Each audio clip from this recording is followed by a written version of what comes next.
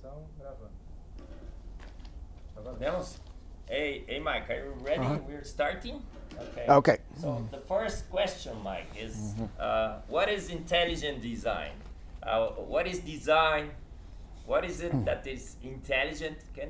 Could you tell us a little bit about this theory, the meaning of the theory, a little bit of the history also, if you like?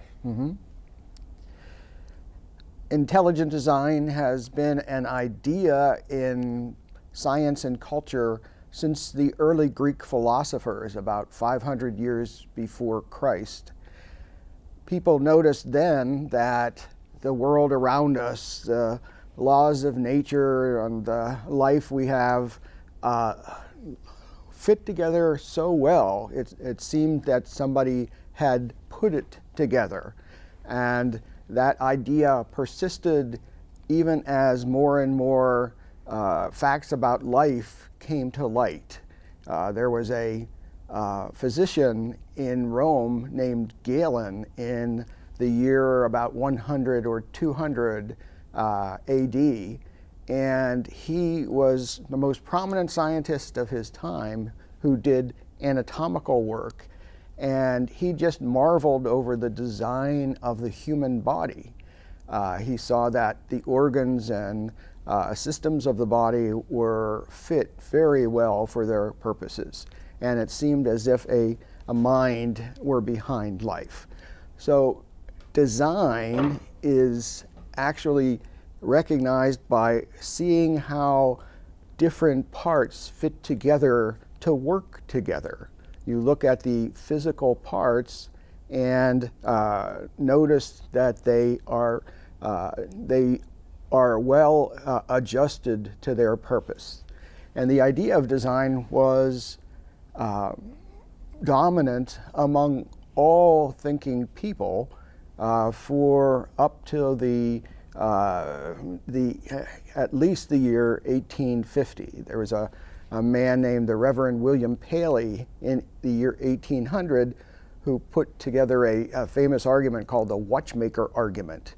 And he said essentially that if you find a watch, you know it's designed because you see how the gears and mechanisms work together to tell time. And the mechanisms in life are even more wonderful and intricate than a watch. And so we're justified in concluding that was designed. The idea of design then went into eclipse after Darwin wrote his book on the origin of species. He proposed that there was a non-intelligent process, natural selection working on the variation that exists in life that could explain the appearance of design. And since his work, more and more people left the idea of design behind and ascribed all the beauty and all the intricate mechanisms that we see in nature to unthinking processes, to just randomness kind of filtered by events, by history. The modern intelligent design movement began around the year 1980, 1985 or so, when several scientists started questioning whether Darwin's theory could explain the development of life and whether chemical processes, undirected chemical processes, could explain the origin of life. And these were made possible by the fact that science was learning more and more and more about life than Darwin knew. Back in Darwin's day, biology was really rather primitive compared to current knowledge. For example, Darwin and his contemporaries thought that the cell was a simple glob of protoplasm, pretty much a piece of jelly. And it didn't seem too hard that such a thing could just spontaneously form in the earth.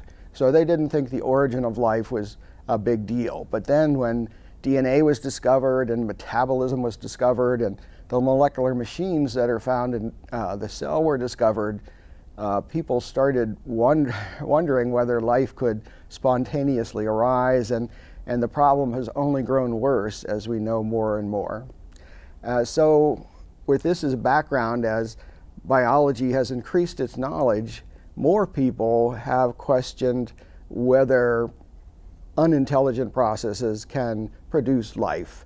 And they are going back to the original idea that had been lost and forgotten, that we see design when we see all the parts of a system working together, and that looks like there's a mind behind life. And we're currently in the midst of that recovery of our old understandings, and it's very much an active battle at this point. Oh, perfect. That was nice. Now, for the introduction, was really nice. But I think we can have a little bit short answers. Okay. Shorter answers. Okay. Yeah, but it was perfect. Okay. For the first one. Good. So the second question is this, Mike. Okay, but people that defend intelligent design says it is science. It's based entirely on science. But if you ask the Darwinists today, they will say, no, this is religion, fully based on religion's pre-assumptions. How would you respond to this criticism of intelligent design being religion motivated? Intelligent design is fully based on science, on the observation of the physical properties of biological systems, such as the machinery that runs the cell and the information that is found in DNA. It is not a religious idea. It is not based on any religious books or on any revelations. Rather, it's just based on observation and our understanding that intricate systems require intelligence to put them together. There is a good analogy I like to use, and that is that intelligent design is to religion as the first verse of Genesis about God creating the heavens and the earth is to the Big Bang Theory. Now, Christians have believed that the universe was created in time, did not always exist, but many scientists up until the early 1900s disagreed. But then it was proposed, the Big Bang Theory, that in fact the universe did have a beginning, and this was because astronomers saw that galaxies were flying away from each other as if in the aftermath of a big explosion. So the Big Bang Theory and Genesis both say that the universe began in time, but the Big Bang Theory rests exclusively on observations of nature, plus our understanding that when we see things flying away from each other, there was an explosion in the past. Similarly, intelligent design doesn't rely on the Bible or any revelations. It comes from our understanding that when we see many things put together for a sophisticated function, we always understand that that was arranged, that was designed, a mind behind it, because we know that in the absence of a purpose and some mind putting parts together, it's very unlikely that it would occur. Perfect. That was nice. Is that still too long, or? No, that was good. Okay. Yeah. Good. That was a little short. Too short. Oh, it was. Oh, sorry. That's right. So next one. Okay. But people say that science is only able to deal with matter and energy. You go to a lab and you see something happening. But when we say about intelligent design, a mind, a supernatural being, can we detect design using scientific methodology? We can detect intelligent design using just the methods of science because we are concluding design from observing physical objects. If you saw a watch in a field, you would know it was designed not because somebody revealed it to you, but you'd see the gears and you'd see the mechanism all interacting one with the other. Additionally, we know from much observation that the only time we see such mechanisms as a watch or other intricate things, that they are the product of intelligence, because random processes would never put together such well-adjusted parts to perform the function of a watch or whatever. Many people say that science can only study matter and energy. That's not true. It turns out that science uses its minds, its collective minds, all the time. When people design an experiment to explore a question, when scientists propose a hypothesis that might describe some parts of nature, they're using their intelligence. They're not just describing what is going on. They're trying to find reasons. They're trying to find patterns in nature. And one pattern we find all the time is that when a mind is at work, oftentimes it arranges things for a purpose, because minds have purposes, and so they can manipulate physical objects in order to put things together to help realize their purposes. And science can study that because we have minds of our own. We see minds in action in our physical world, and science can study the physical arrangements that have been produced. So it's not true that science studies only matter and energy. You have to use your intelligence to probe nature. And because of that, we easily recognize the effects of intelligence. Perfect. Good. That was nice. The next question is this, Mike. When you talk about intelligent design, when you talk about a mind, the first question that comes to our mind, I guess the most important one, is who is the designer then? Is it God or the extraterrestrial beings or Greek God? Who is the designer, Mike? The designer of these systems, I am a Christian. I think it's very likely to be God. I already believe in God, and I think that's a very reasonable idea. However, somebody who is skeptical might say that they think, say, the sophisticated machinery of the cell was designed by a space alien, a really smart space alien, perhaps Mr. Spock or somebody from Star Trek. And that's because when you look at molecular machinery in the cell, or if you looked at a watch that William Paley talked about in his watchmaker argument, you can see the intelligence behind it, but there is no name inscribed on the mechanism. There's no names on the molecular machine or in the DNA of the cell. And so all you really can conclude is that the designer, it was a being that had enough intelligence to be able to design the systems that you see. However, it might have much more intelligence too. But you cannot use what we see in nature to scientifically conclude that there was a cause beyond nature. We can only say that we observe intelligence.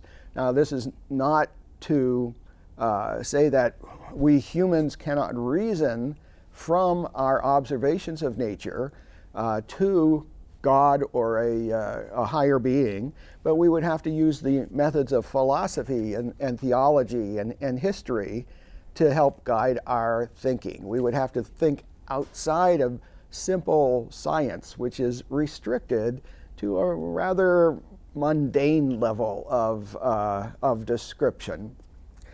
Let me give you another example to show the difficulties in concluding exactly who the designer was from the scientific evidence.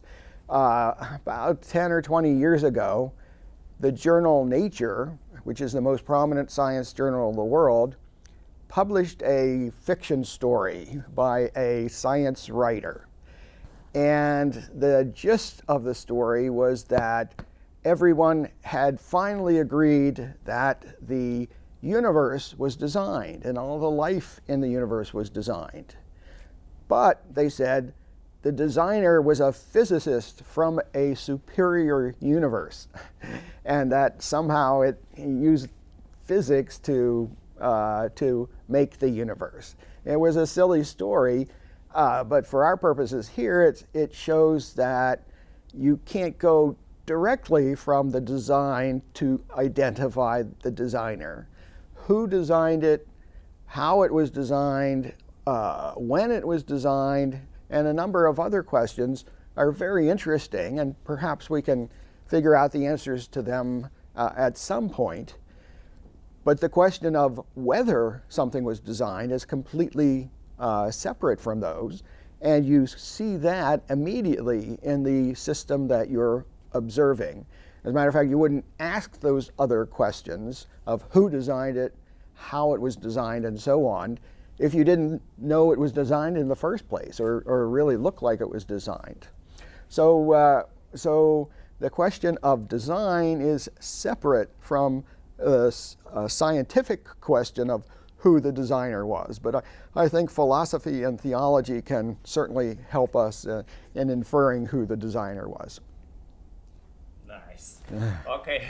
Okay. Really well. Can we go on? Sure. Well, now it's for the question is about the black box. So, okay. In the title of your book, you said Darwin's black box, mm-hmm. and the whole arguments that you use says that we opened that black box and we mm-hmm. we can now see inside the black box. So the question is this: if Darwin was living today and if you would invite him to come to your lab and look inside this black box, what conclusions Darwin would make today? Do you believe that he would change his mind? So tell us a little bit about this black box, the title of the book, and your impressions about Darwin knowing what we know today. In Darwin's time, the cell was thought to be pretty simple, a little blob of protoplasm, pretty much jelly. And so many thinkers of that age supposed that life could arise pretty easily, spontaneously, and then maybe forces could shape it in this way and that way. So Darwin's theory of natural selection acting on random changes, random variations in nature, seemed pretty plausible given the level of knowledge of biology 150 years ago. But biology has made a lot of progress since then, and we have uncovered the depths of life and can see inside the cell now. We can find out what it was like. It was a black box to Darwin and his contemporaries.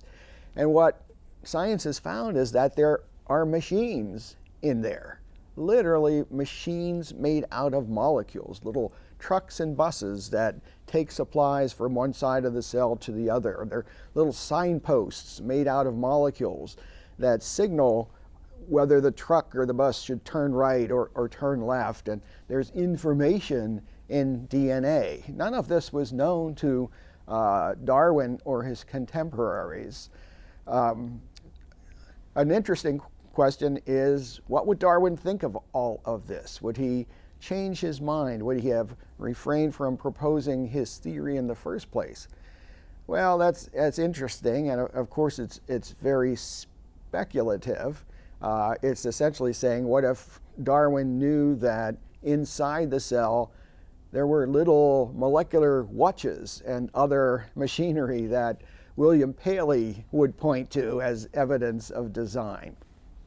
Well, he might have hesitated a bit more, but his intellectual descendants have kind of gradually accustomed themselves to taking the complexity of the cell for granted and thinking that, you know, somehow it would slowly be put together in a Darwinian-like fashion. So it seems that whenever new information comes along slowly enough, then people stick to their old ideas and just try to stuff new findings into the same old theory if they can't think of anything better to describe it, or if the thing they can think of to describe it better is for some reason philosophically unacceptable to many of them. So if Darwin suddenly had a flash of imagination and saw the complexity of the cell in his day, he might have backed off from his theory. But in the modern age, his intellectual descendants have no trouble thinking that his theory still holds, but they do so without any real explanations for how Darwin's theory could make all of that sophisticated machinery. It's a lot of mental inertia. You know, the scientific community has been thinking one way for a long time, and it's very reluctant to accept ideas that imply there's something beyond nature that has affected it. And so they continue forward with the same idea, even though the very basis of life is radically different than what Darwin and his contemporaries thought. Perfect. Yeah. Perfect. All right. Okay. Well, the next one is, but Richard Dawkins wrote a book, the Blind Watchmaker, and in that book, at the beginning, he says, well, there is design, but it's an illusion. It's not real. So we are talking about something that appears to be design, but it's just an illusion. Could you comment on this? Is this design an illusion, or is it for real? Is Dawkins right about what he said in his book, The Blind Watchmaker? In his book, The Blind Watchmaker, which is a classic, very nicely written defense of Darwin's theory, Richard Dawkins, the Oxford University biologist, admitted that life overwhelmingly looks like it was designed for a purpose. The eye, is intricately arranged to see, and other organs are very finely built for their structures. But he also argued that that appearance is an illusion, that Darwin's mechanism of random changes in a system working over a very long period of time could mimic the appearance of intelligence, that it could select things that were working better and better and better until they formed some really marvelous system. And we would be mistaken to think that was intentionally arranged, because it's just the end result of a long, really unguided process, unguided by anything except natural selection working in the moment. Now, of course, I disagree with Richard Dawkins, and he was essentially writing under the assumption that Darwin's theory could explain all of these intricate mechanisms. And if you look critically at the descriptions he uses, they fall into the category of what we call just so stories. That is, they're imaginative ideas of how something could be built up step by step. Darwin himself kind of set the example in The Origin of Species. He asked how could an eye, a really intricate vertebrate eye, how could that evolve gradually? And he said, well, he didn't really know, but suppose we started out with a light-sensitive spot, just a flat spot that could react to light. And then maybe it started to curl up a little bit. And if it did, then it would be able to tell the direction from which light was coming, because if light was coming here and the cell was curled up like this side would be illuminated, but this side would be in shadow. And so at least theoretically, that would be better. And if you curled it up more, then you'd get more resolution in vision. And if you added some jelly in the interior of this, you might have the beginnings of a lens. And so Darwin persuaded himself and other folks that even something as intricate as an eye would not be beyond Darwinian processes. But, what does it take to make a light-sensitive spot? Darwin didn't know. He just assumed that. What does it take to make a flat cell curl up? Well, he didn't know. Didn't seem like a big problem.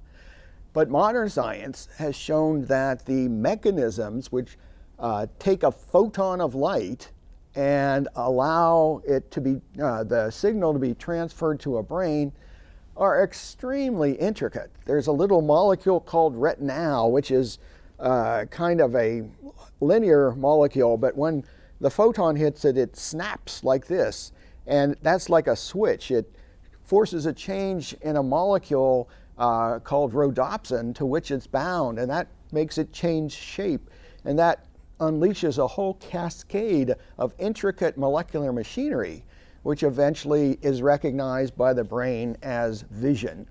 Darwin didn't know any of that. He didn't try to explain that, and Richard Dawkins didn't try to explain it. In The Blind Watchmaker, he repeats Darwin's 150-year-old argument that, well, I suppose you start with a flat eye and then you start to curl it up. But biology has advanced a lot in the past 150 years, and such superficial descriptions are no longer sufficient to explain what we know.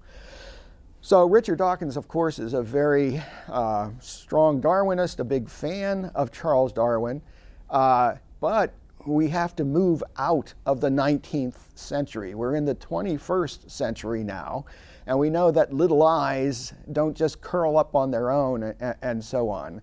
And we have to look at the very intricate arrangements which are necessary for life. So we have to move beyond Darwin, we have to move beyond Dawkins. Wow. Okay, good. I love this. Good. Great. Wow. Two more questions. Okay. In your book, Darwin Black Box, the main argument is irreducible complexity. Mm-hmm. But if you look around on the internet, you see that people say, oh, it has been demolished, this argument. Like Miller, he was explaining that with the co-option argument that we know that life does not make things from scratch. They borrow parts from other systems. Can you tell us a little bit, what is this argument of irreducible complexity? And is it still a strong argument? Miller has demolished it, Irreducible complexity is the recognition that many systems need multiple parts in order to perform their function. In Darwin's black box, as an illustration of that idea, I talked about a mousetrap, just a simple mechanical mousetrap that you can get at a hardware store. A mousetrap has a number of parts. It's got a spring and it's got a wooden platform that it attaches to, and it's got a part called the hammer, which squashes the mouse, and several other parts too. And it also has little staples that hold those parts onto the wooden platform too. And those staples have to be placed at just the right points, or else the parts would not be adjusted, would not be in the right orientation to do their job. And if you took one of those parts away, or you changed it so it didn't fit with the other ones, the whole system would not work. It would no longer function as a mousetrap. So that's irreducible complexity. It's complex because it has a number of parts, and it's irreducible because if you take some of the parts away, the system doesn't work. Now, I argued in Darwin's black box that those systems, irreducibly complex systems, are very big obstacles to Darwinian evolution, because Darwin's mechanism of random changes and natural selection needs for a system to be working as it is built up step by very tiny step. But if you have something like a mousetrap, how can you build that gradually, step by step? If you start with a wooden base, it doesn't have a mousetrap function. And if you go add a part, it still doesn't have the mousetrap function. And so there would be nothing for natural selection to select. Well, some people didn't like this idea of irreducible complexity, and they said, but maybe the parts could be used for something else, and the function could change along the way and get to a mousetrap. And a man who made this argument is a professor of biology at Brown University named Ken Miller. And he said, well, sure, you can't make a mousetrap all at once, but suppose you took that mousetrap. If you took off a part, you couldn't use it as a mousetrap, but he said you could use it as a tie clip. If you took off the holding bar that stabilizes the holder until a mouse comes along, it snaps shut immediately, but hey, you can use it for your tie as a tie clip. And you can use the base just as a paperweight, and so on. So maybe those things arose, in the analogy, maybe those parts arose for a different purpose, and then at the end it became a mousetrap. And that's an interesting idea, but the concept of irreducible complexity does not say you can't use the parts for any other purpose. It says that the function of the entire system, the mousetrapping function, is destroyed if you take away one of the parts. Sure, you could use the spring perhaps in something else, but the spring alone does not trap a mouse. What's worse is that the scenario of starting out with one function and going to another is being guided by the imagination of the scientist, or Ken Miller in this instance. He says, what do we need to get to a mousetrap? Well, let's start with this, and let's add this, and we can turn this way and turn that way. But he is intelligently guiding the process. If you look at images of paperweights on, say, the internet, you won't see anything like the little platform that's used in mousetraps. And if you look at springs on the internet, very few of them will be the shape, the exact shape you need for a mousetrap. And if you look at tie clips on the internet, you won't find anything that looks like a mousetrap, unless you see a picture of Ken Miller with a mousetrap on his tie, and there's a few of those on the internet.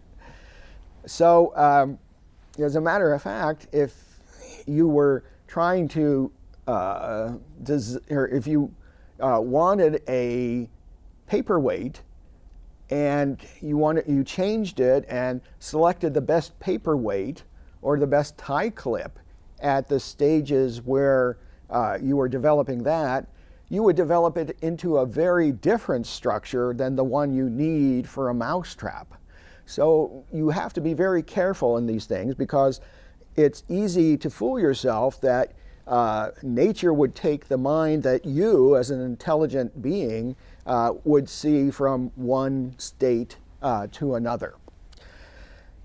And people have used the same argument for some of the biochemical examples of irreducible complexity that I wrote about in Darwin's Black Box.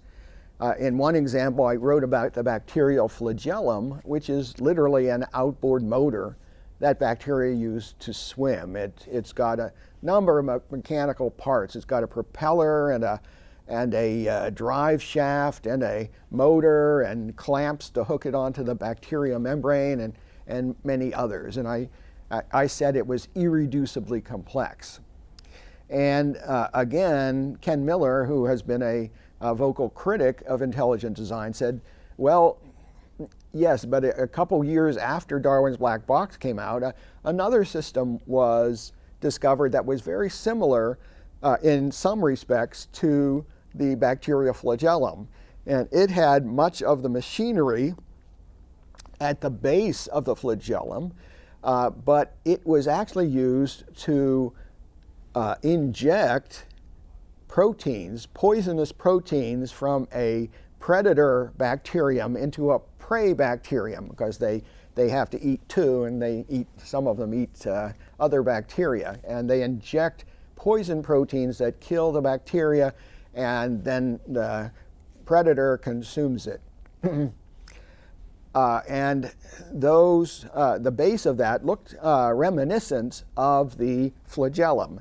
And so the argument was, I had said that the flagellum was irreducible. You take away a part and it loses its function, but hey, here we have a simplified version of it, and it works very nicely as this injector. And that argument confuses a number of points. First of all, again, irreducible complexity doesn't say you can't use parts or subsets of parts for another purpose. It says if you take away one of the parts of a system, it can't function as it did before. And the reduced system cannot function as an outboard motor like the flagellum does. The second thing is that doesn't explain where anything came from. It doesn't explain how the injector developed step by step in a Darwinian fashion. It doesn't explain, if you had an injector, how would you get to an outboard motor step by tiny step. Each of those is a horrendously difficult problem. And so it's essentially saying that this looks similar to that, so hey, maybe Darwinian processes could go from one to the other. But unfortunately, that's just an imaginative exercise, and there is no evidence that it could go even a tiny step of the way from one to the other. So it turns out that the problem of irreducible complexity that I discussed in 1996 is still a huge obstacle to Darwinian evolution. None of the examples that I wrote about in the book have been even addressed, really, in serious scientific publications. You can find some, skeptical articles on the internet or something, but in serious scientific publications, nobody has tried to explain how Darwinian processes could make the flagellum or the blood clotting cascade or intracellular transport or any of the examples. And folks who say that it's no longer a problem are just, consoling themselves with very weak responses from some proponents of Darwin's theory. But in reality, the problem has not gone away, and it's not going to go away. Nice.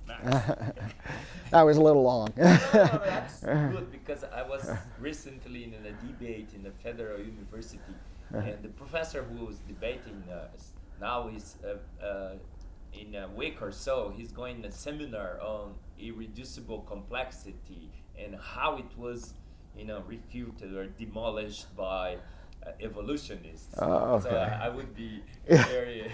I use this response a lot. Good. Okay. Wait, it's not the last one. I was counting. We still have 2. Okay. But if you could make it short, because then we stop at 10. No. Okay. The next question is this. But if you, in the second book that you wrote, you said evolution has some limits, the edge of evolution. But you were talking about bacteria, viruses. But you look at the literature, they say, well, it's evolution in action.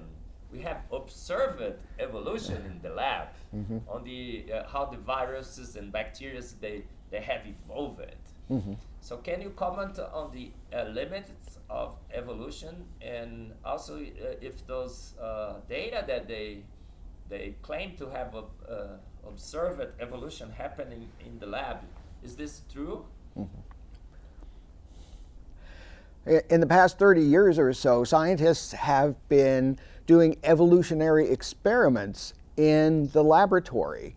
They've taken bacteria or viruses and allowed them to grow, and because they're so tiny, they grow pretty quickly and in huge numbers.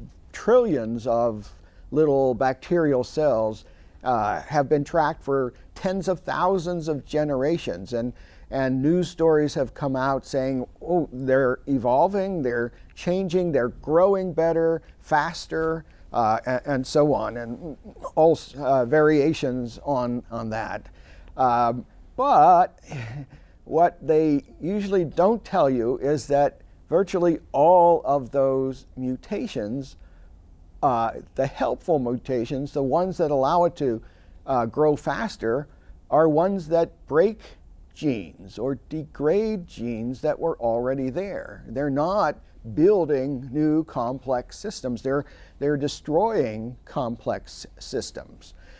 For example, a very helpful mutation in a laboratory experiment looking at a bacterial evolution showed that the mutant bacteria could grow 5% faster than the ancestor bacteria. And that's huge difference because in 20 generations, that one that's growing 5% faster will pretty much take over the flask and eliminate the ancestral variation.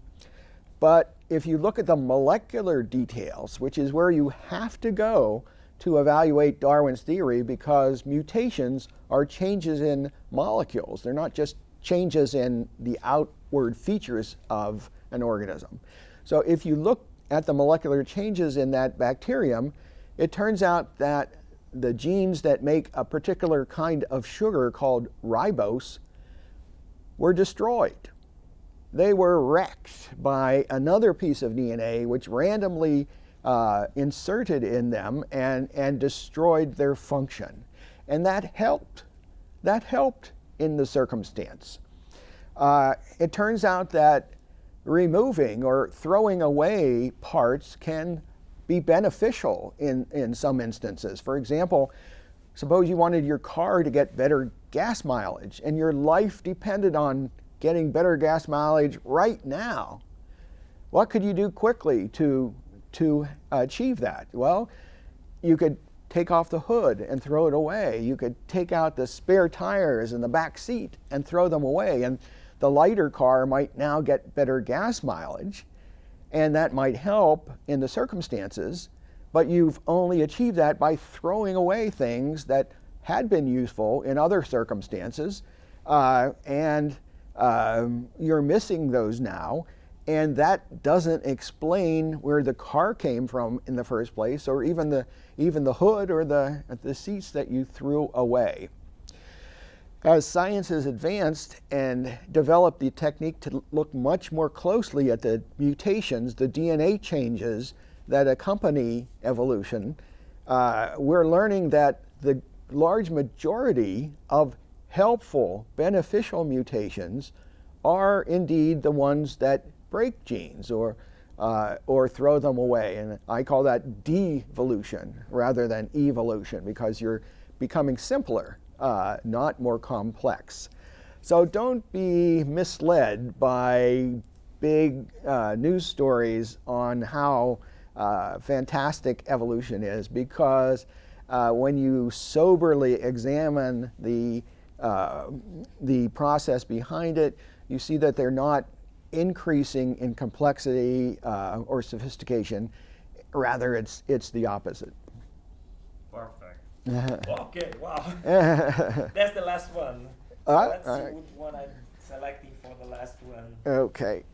Well, we didn't talk about your new book. Oh, you said now something about it. Okay. Yeah. We'll talk about the future. Okay. I think this is something that everybody asks us when we are talking in Brazil. They say, "What is this taking us? To where? When?" Okay. So, Mike, what is the future of the intelligent design movement? We are doing, lots of efforts to demonstrate that intelligent design is a scientific theory, and we are being criticized and everything. What do you see in the future for ID? We are heading to what? Mm-hmm. Well, right now, intelligent design is in a battle with critics, and it's very much a minority position among scientists or even academics at large. And a question that often arises is, will intelligent design do better in the future? Will it become the majority position? And I think that's a very difficult question to answer, not because of the science, but because of the sociology and philosophy behind the debate. Some people don't like the idea of intelligent design and really don't want it to be true. And they're in positions of influence, and how strong that influence is can greatly affect when a theory is accepted or how long it's delayed. And but that doesn't have to do with science. It has to do with how we organize our society.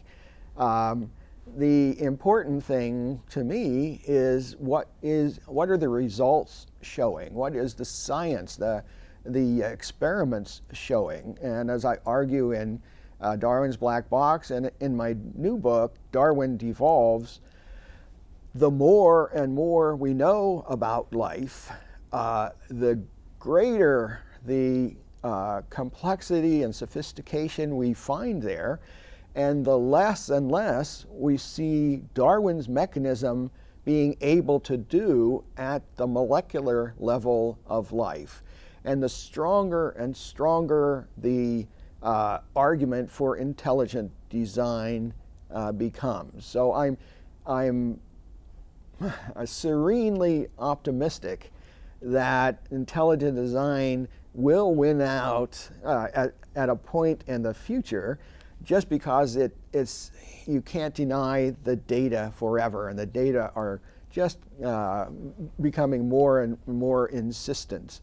But exactly when and how and so on, that's a much more difficult question to answer. But nonetheless, I think that folks who are interested in the straight answers without any preconceptions about how nature should behave will be very happy about the idea of intelligent design, because it's, as I said, it's just increasing in strength rapidly as we discover more and more about life. Ok. Hey. Muito bom, muito bom. Thank you. Acho que foram 10 perguntas, né? Você contou 9? Wow, he's counting 9. So we 9 need questions. to, Oh, yeah. Podemos só mais uma? A short one, because Okay. she's counting 9. So 10 questions. It's top 10. Yes. Aí precisamos 10 mais. So, your new book. Was Darwin fully wrong?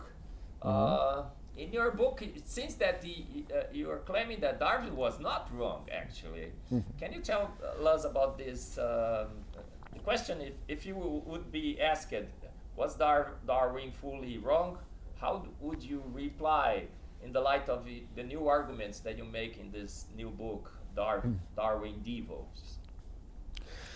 The argument of intelligent design is not that Darwin's theory, random changes in selection, doesn't explain anything.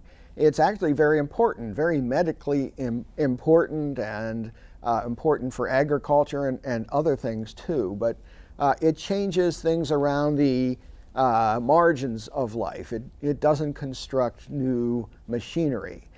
The argument is not that Darwin's mechanism doesn't explain anything, it's that it doesn't explain everything.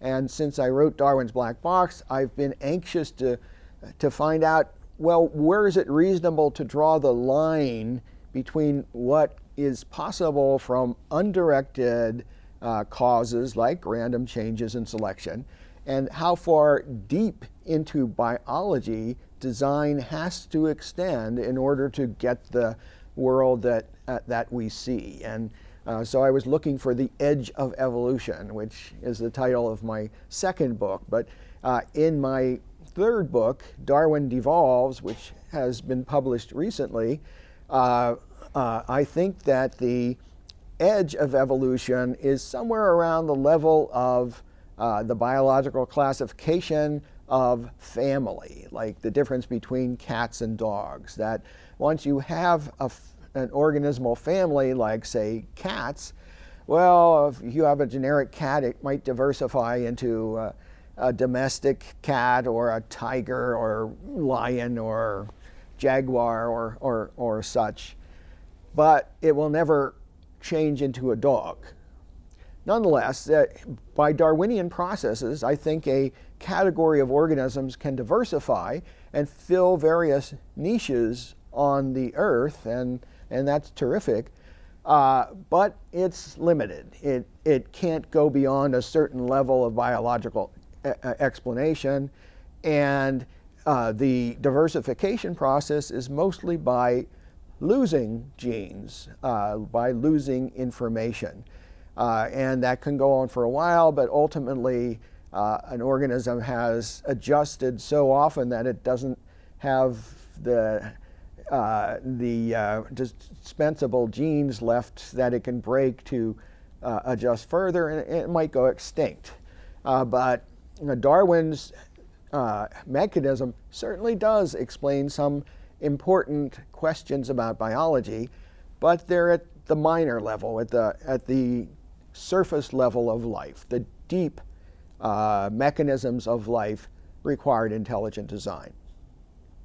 Ok. Okay, good. 10. Acho que 10 questions. finalizamos, né? Gente, muito obrigado. Thank you very much. Oh, yeah.